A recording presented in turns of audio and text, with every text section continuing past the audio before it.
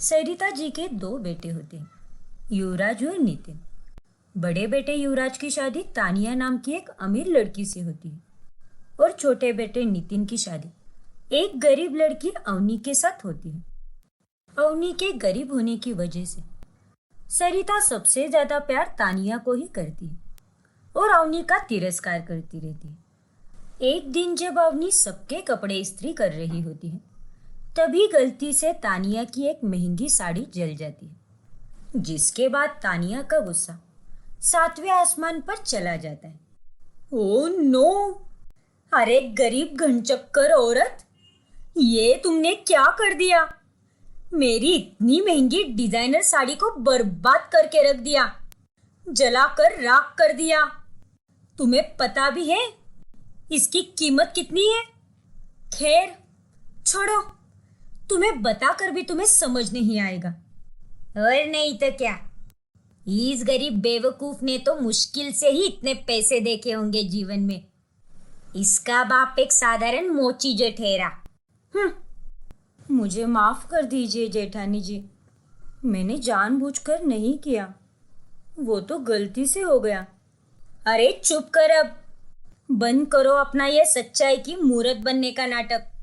मुझे अच्छी तरह से पता है कि मैं अमीर हूं ना, इसीलिए तुम मुझसे हमेशा जलती हो और जलन के मारे ही तुमने मेरी इस साड़ी को जला दिया। नहीं जेठानी जी, मैं ऐसा क्यों करूंगी भला? अरे ऐसा बोल कि तू ऐसा क्यों नहीं करेगी। इसे सबक तो सिखाना ही होगा, ताकि ये सड़क छाप गरीब औरत अगली बार कोई भी काम करने के पहले 10 बार सोचे। फिर तानिया अवनी के सारे कपड़े लाती और उन्हें अवनी के सामने ही जला देती। अपने कपड़ों को जलते हुए देख अवनी खूब दुखी होती है। नहीं, मेरी साड़ियाँ। अब तुम इसी एक साड़ी पे रहोगी। तुम तो घटिया हो ही, और ये तुम्हारी साड़ियाँ भी घटिया है। माँ जी, जेठानी जी को रोकिए ना। अरे एकदम सही किया है मेरी तानिया बहू ने। वो तो पता नहीं क्या जादू टोना कर दिया तूने मेरे नितिन बेटे पर, जो वो तुझ गरीब भिखारन से प्यार कर बेटा। वरना मुझे तो मेरी तानिया की जैसे ही एक अमीर बहू चाहिए थी। अवनी के मन को बहुत ठेस पहुंचती। उसकी सास और जेठन दिन रात उसे गरीबी के ऊपर ही ताने कसते रहते। एक रोज जब तानिया का जन्मदिन होता है, तब वो घर में एक पार्टी ऑर्गेनाइज करती है और उसकी सारी अमीर सहेलियां भी आती है। ओए सुन, आज मेरी सारी अमीर फ्रेंड्स आ रही है, इसीलिए तुम्हें आज मेरी देवरानी नहीं बल्कि नौकरानी बनना होगा। मतलब ये आप क्या कह रही है जेठानी जी? इसका मतलब तू ये बात किसी को नहीं बताएगी कि तू इसकी देवरानी है। सबको तो इस घर की नौकरानी ही लगनी चाहिए। मैं ये नहीं चाहती कि तुझ जैसी गरीब बंदरिया को देख लोग मेरा मजाक उड़ाए, मेरी इज्जत का फालूदा हो। उससे बेहतर तो यही होगा ना कि तुम हॉल में नौकरानी बनकर ही आओ। ठीक है जेठानी जी, जैसे आपकी और माँ की मर्जी। बेचारी अवनी सबके सामने तानिया की घर की नौकरानी बनती है और तानिया अपने सारे गेस्ट को कहती है कि अवनी उसकी नौकरानी है। वाह यार तानिया, ये पैनकेक्स तो माइंड ब्लोइंग है। मैं तो और लूंगी। माइंड ब्लोइंग तो होंगे ही ना, शहर की सबसे बड़ी बेकरी से मंगवाए हैं। अच्छा एक मिनट, मैं अभी नौकरानी से बोलकर और पैनकेक सर्व करने को बोलती हूँ। अवनी, जरा थोड़े और पैनकेक्स तो लेकर आओ। फिर अवनी पैनकेक्स लेकर आती। तभी एक सहेली के हाथ को धक्का लगता है और फर्श पर जूस गिर जाता है। Oh shit! Don't panic Ayesha, ये मेरी नौकरानी है ना, ये अभी इस गंदे फर्श को चमका देगी। You don't worry. अवनी महारानी, जल्दी से हाथ चला, वरना आज तो ओवर टाइम काम करवाऊंगी। अवनी फर्श साफ करती है और ऐसे ही पूरी बर्थडे पार्टी खत्म होने तक सरिता और तानिया अवनी को कोई ना कोई काम दे देकर नचवाते रहते हैं और उसे एक पल के लिए भी चैन की सांस नहीं लेने देते। एक दिन तानिया अपने रूम के लिए एक नया एसी और नया टीवी ऑर्डर करती है। कैसा लगा ये मेरा नया टीवी और एसी? बहुत महंगे हैं दोनों, एकदम ब्रांडेड लाई हूँ। कहीं से तो जलने की बू आ रही है ना माँ जी? अब गरीब लोग तो जल कुकड़े ही होते हैं, क्या करे, आदत से मजबूर जो होते हैं। खैर तानिया बहू, तू अब ये बता कि अपनी सास के लिए टीवी और एसी कब लाएगी तू? माँ जी आप फिक्र मत कीजिए, मैं जल्द ही आपके कमरे के लिए भी एसी और टीवी लाऊंगी। रहने दे तो तानिया बहू, तू तो बस बोल बच्चे ने। 6 महीने से तू मुझे सोने का हार दिला रही है। अरे माँ जी क्या आप भी, कहा ना दे दूंगी। तभी वहां पर हाथ में आरती की थाली लिए अवनी आ जाती। अरे तुम यहाँ, और ये क्या लेकर आ गई? मुझे तो लगा कि एसी और टीवी को देखकर तुम तो जलकर राखी हो गई होगी। नहीं जेठानी जी, मैं क्यों जलूंगी? एसी और टीवी भले ही आपके कमरे में लगे, लेकिन घर तो हम सबका ही है ना। घर में नए मेहमान के आने पर जैसे हम उनकी आरती करते हैं, वैसे ही एसी और टीवी की भी होगी। मैं जलने नहीं, बल्कि इन दोनों की नजर उतारने आई हूँ। अवनी एसी और टीवी की आरती करती है और उन पर तिलक लगाने ही वाली होती है कि उतने में तानिया उसे पीछे कर देती है। ओ महान देवी, चलो चलो, बहुत हो गया तुम्हारा, अब तुम जाओ यहाँ से। नजर उतारने का कहकर कहीं तुम्हारी ही बुरी नजर ना लग जाए मेरे टीवी और एसी को। जल कुकड़ी गरीब लोमड़ी। फिर एक दिन अचानक से घर का सिलेंडर लीक हो जाता है और घर में आग लग जाती है। तभी घर में केवल सरिता और तानिया ही होते हैं। नहीं, बचाओ, कोई बचाओ, तानिया बहू।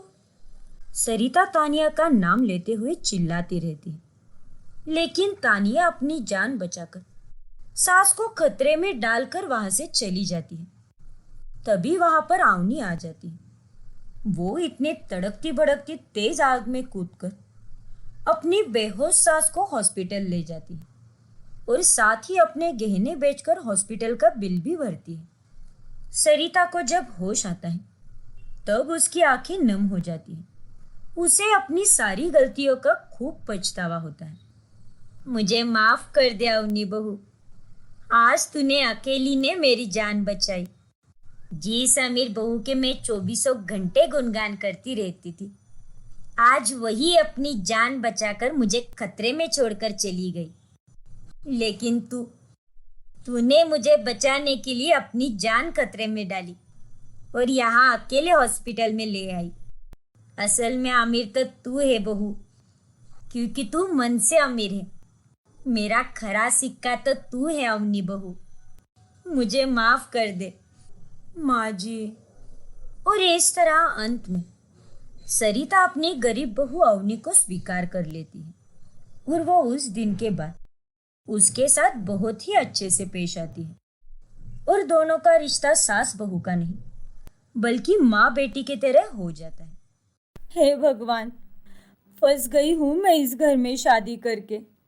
जीना दुश्वार कर रखा है इन लोगों ने मेरा। पाखी की शादी अभिषेक से होती है। उसके ससुराल में सास यामिनी, ससुर रघुनाथ और ननंद काया रहती है। पाखी के ससुराल वाले काफी पुराने ख्यालों वाले होते हैं।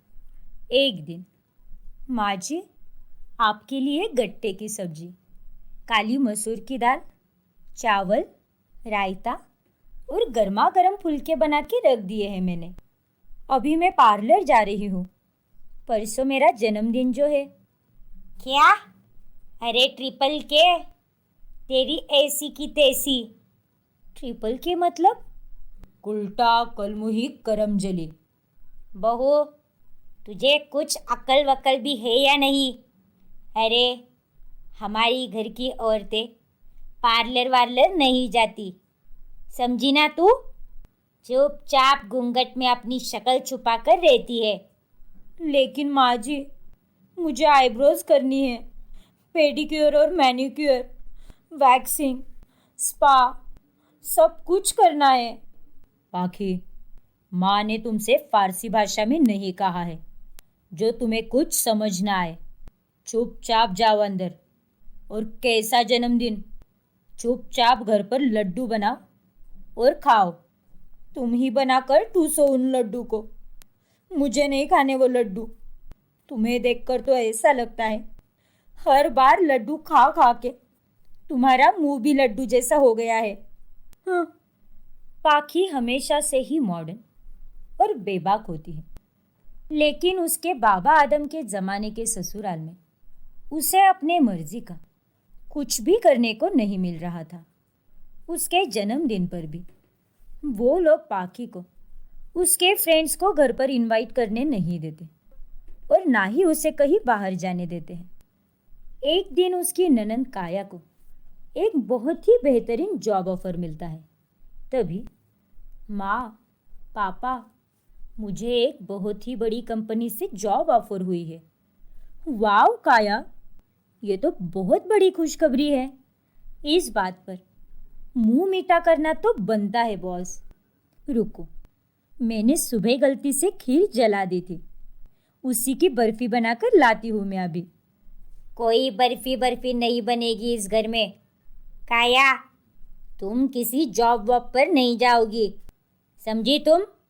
हाँ काया, तुम्हें हमने पढ़ाया और लिखाया, वही बहुत है तुम्हारे लिए। अब अगर कहीं जाओगी तो वो सीधे अपने ससुराल में, और वो भी शादी करके। लेकिन पापा, मुझे काम करना है, अपना करियर बनाना है। पापा, काया एकदम सही कह रही है, इसमें क्या गलत है? अगर काया को जॉब करना है तो आप उसे क्यों रोक रहे हैं? पाखी, हर बार तुम्हें मेरे माँ पापा के साथ न्यूज़ रिपोर्टर्स की तरह डिबेट करने में मज़ा आता है क्या? तुम इस घर की मुखिया नहीं हो, इस घर के मुखिया मेरे माँ पापा हैं। तो तुम चुप ही रहो। काया के लिए क्या सही है और क्या गलत, इसका फैसला सिर्फ मेरे माँ पापा ले सकते हैं, तुम नहीं, समझी तुम? और नहीं तो क्या, एक औरत को हमेशा आदमियों से एक कदम पीछे ही रहना चाहिए, उसी में उसकी भलाई होती है। पाखी अब अपने ससुराल से बहुत परेशान हो जाती है। उसका पति भी उसकी नहीं सुनता। वही काया को भी मन ही मन बहुत बुरा लगता है, लेकिन वो अपने मन की बात किसी को नहीं बताती। एक दिन जब तीज का व्रत आता है, तभी, बहू, ये क्या, तू तीज का व्रत रख कर भी समोसे ठूस रही है? माँ जी, मैंने तीज का व्रत नहीं रखा है। क्या? तूने मेरे बेटे की लंबी उम्र के लिए तीज का व्रत नहीं रखा? हाँ, नहीं रखा। अगर इतना ही है तो आपके बेटे को भी मेरी लंबी उम्र के लिए तीज का व्रत रखना चाहिए ना। तो फिर उसने व्रत क्यों नहीं रखा? बहू, उल्टे सवाल मत पूछो। मैं पूछूंगी, जरूर पूछूंगी। पाखे, अभिषेक, मैंने तुम्हारे लिए व्रत नहीं रखा तो इसका मतलब ये तो नहीं ना कि मैं तुमसे प्यार नहीं करती। अपना प्यार जताने के लिए कोई व्रत रखना जरूरी है क्या? अरे, अगर ऐसा कोई व्रत होता जो आदमियों को रखना होता तो मेरा बेटा सबसे पहले रखता, क्योंकि मेरे बेटे से ज़्यादा सुशील और सभ्य लड़का इस दुनिया में कोई नहीं है। तूने व्रत नहीं रखा है ना? अब रुक, मैं भी देखती हूँ कि तू आज की रात कैसे भूखी प्यासी नहीं रहती। फिर यामिनी जबरदस्ती पाकी को कुछ खाने को और पीने को नहीं देती और उससे व्रत करवाती है और इसमें अभिषेक भी अपने माता पिता को नहीं रोकता। कैसे लोग हैं ये सब, जबरदस्ती मुझे भूखा प्यासा रखा। सॉरी भाभी, मैंने पूरी कोशिश की थी आपको शाम में पानी देने की, लेकिन माँ और पापा आपके सामने ही थे, जिस कारण मैं आपको कुछ भी नहीं दे पाई। कोई बात नहीं काया, तुमने अपनी भाभी के बारे में इतना अच्छा सोचा, वही जानकर मुझे खुशी हुई। And thank you so much. You are welcome bhabhi. काया पाखी का दर्द समझ पा रही थी, वही पाखी भी काया का दर्द समझ रही थी, लेकिन दोनों हालातों और रिश्तों की बेड़ियों से बंधे हुए थे। एक दिन जब पाखी बाजार में अपनी सहेलियों से मिलती है, तभी वो सहेलियां अपने अपने पतियों की खूब तारीफ करती है। ये देख पाखी और रश्मि, ये बैग मेरे पति ने खास मेरे लिए लाया है, वो भी यूरोप से। मेरा पति सच में बेस्ट पति है, मेरी सारी बातें मानता है और मेरे लिए वो माँ पापा से भी लड़ जाता है। हाँ रिया, मेरा पति भी एकदम इशारों पर ही नाचता है। आज के ज़माने में पति को अपनी मुट्ठी में रखने में ही भलाई है, क्योंकि अगर पति मुट्ठी में रहेगा तो ससुराल वाले भी इनडायरेक्टली मुट्ठी में रहेंगे ही। क्यों पाखी, मैंने सही कहा ना? सही है यार, यहाँ तुम दोनों के पति इतने अच्छे हैं और वहाँ मेरे ससुराल वाले, मेरी सास, मेरा ससुर, मेरा पति मानो हिटलर की खानदान में पैदा हुए थे। हाय, मेरे तो भाग ही फूटे हैं। तभी पाखी को अभिषेक का कॉल आता है। बोलो, अब कौन सी आफत आ गई? पाखी, तुम सब्जी लेने गई थी ना, इतनी देर कैसे हो गई? जल्दी से घर जाओ और माँ पापा की देखभाल करो। इस वक्त माँ को कुछ ना कुछ खाने की क्रेविंग्स होती है, जाओ उन्हें कुछ बना कर दे दो। ठीक है। पाखी गुस्से से फ़ोन कॉल कट कर देती है। ना जाने मेरा नसीब कब खुलेगा भगवान जी। मुझे भी अपने पति को जोरू का गुलाम बनाना है ताकि वो भी मेरे इशारों पे नाच सके, लेकिन क्या ऐसा कभी हो पाएगा?